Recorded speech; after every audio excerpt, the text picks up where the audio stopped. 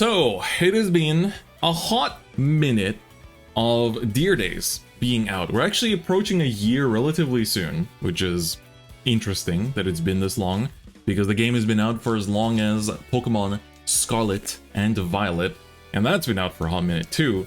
So, you know, the question often comes to me, because, you know, I make a lot of content for the game and stuff like that, asking me, is Deer Days worth it? Should I buy Deer Days? Should I invest in this game? Is it worth it? Do I need the DLC? What DLC should I get? Should I get everything? Etc, etc, etc. And the answer is not as simple as I would like it to be, because it really depends on several factors.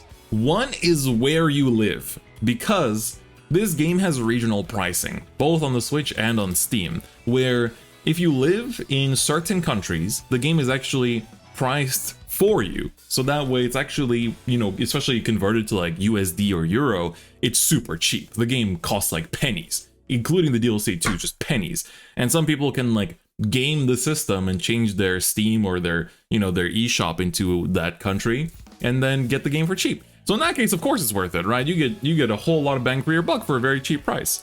Of course, if you live in that area, you know, some games don't support regional pricing, so then you're paying a lot more for the average game, and so Deer Days being priced for you, of course, makes it a more attractive deal as well. But I think that then, if we're talking about just like the average, let's say like Western consumer or like Japanese, like Asian consumer as well, because I think in Korea and Singapore, I think the prices are kind of similar to what they are in like Europe and NA.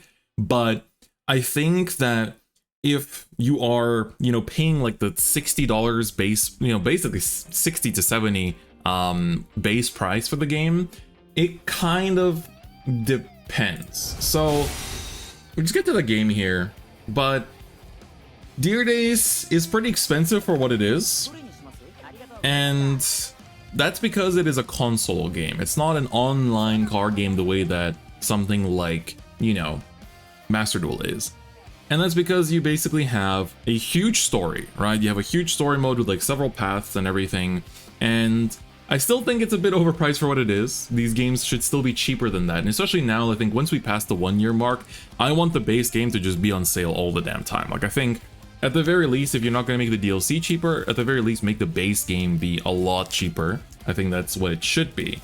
So I think that the base game itself, if you are curious about Vanguard, you want to learn Vanguard, the demo is free, and if you enjoy the demo after trying it out, then I would say that it is worth it for the single player content alone, because you will actually get to play so much, right? The base game includes a lot of stuff. It includes so much stuff where you have all of these sets and all of this, right? So that's quite a few sets, quite a lot of cards, and then there's DLC that you have the option of buying.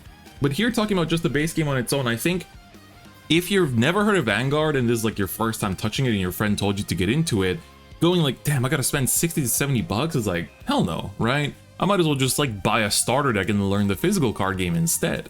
So, but I think if you don't have that opportunity, if you don't have a locals nearby, if you don't have a way to play the game IRL, then Deer Days is your only choice. Or CFA, I guess, which is a free kind of like dueling book simulator that, you know, is definitely not as easy to learn a game with. So I think that if you're really curious about Vanguard, it's worth it. If you already play Vanguard, it's also difficult to say if it's worth it or not, because if you already play Vanguard, this game is always going to be behind. So if you want to just have a way to play a older format for Vanguard at home, then it's worth it.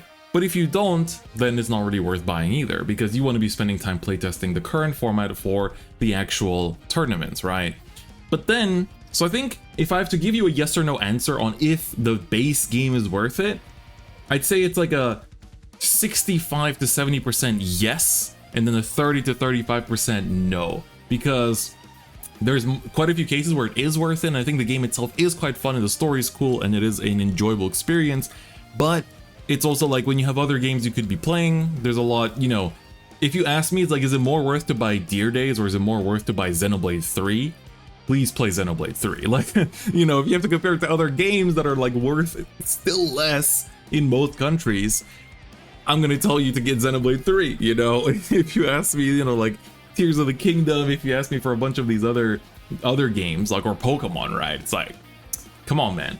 So But that's the base game, right? I hope that kind of answers that. But I want to talk about the DLC for a second, because the DLC got sold in these super expensive, or is sold in these super expensive DLC season passes, where you get 4 things in one. You get 3 booster sets and a Stride deck set, which is like an advanced starter deck that includes a pretty strong deck in it. But you can choose to, instead of buying the whole bundle, you can buy them separately. And buying it separately is actually quite worth it, I want to say, because if you just want to increase your base game to the maximum extent, just getting Minerva Rising will already take you super far.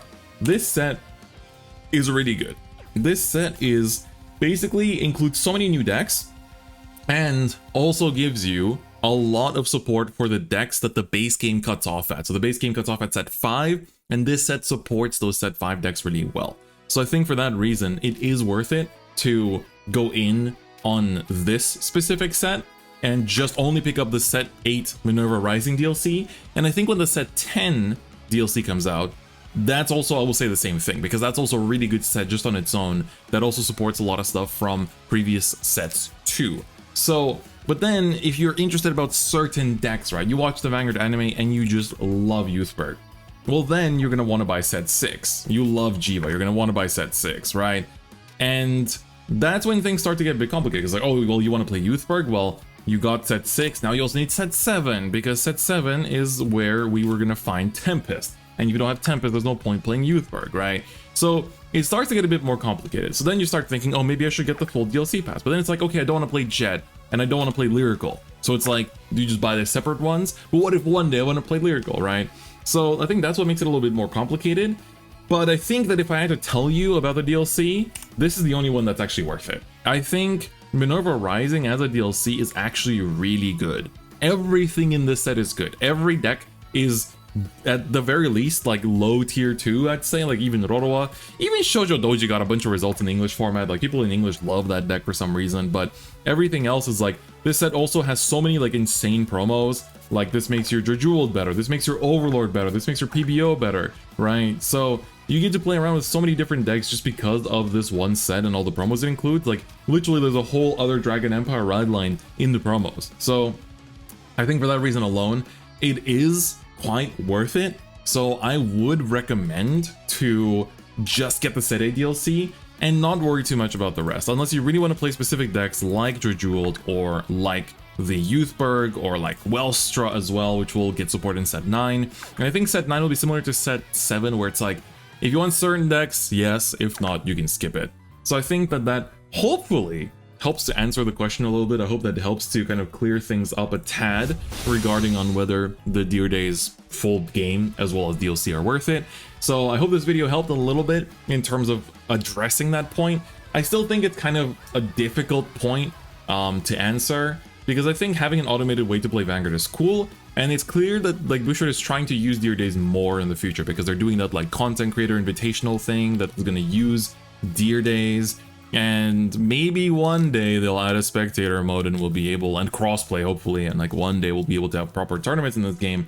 But I think that's the biggest disappointing factor, is that like obviously I'm gonna still say it, Dear Days is overall a disappointment, because they did the bare minimum with it and then they priced it like crazy and just fumbled it, right? No spectator mode, no tournaments. Even the 3DS games had tournaments in Japan, so it's really weird they do like nothing with it. And I feel like it could have just been so much more. It could have been so much more, and they fumbled it, and now we kind of have to wait for the support to try out for this game before we can hope for another either console game or hopefully an online simulator. So I don't know, it's kind of difficult, and I feel like Bushiroad's priorities are elsewhere as well, so that's kind of where things are right now. But I hope that this video helped answer some questions if you were on the fence, I guess, or you weren't sure about Dear Days. So if it did, give the video a like, and if you haven't already, please do subscribe. If you want to get access to some bonus content, make sure to become a YouTube channel member to support the channel as well, and check out all the stuff I do in the description as well, Twitter and Instagram and all that kind of stuff too. But with that, that's gonna be it for this video. Thank you so much for watching, and I'll see you guys next time. Bye bye.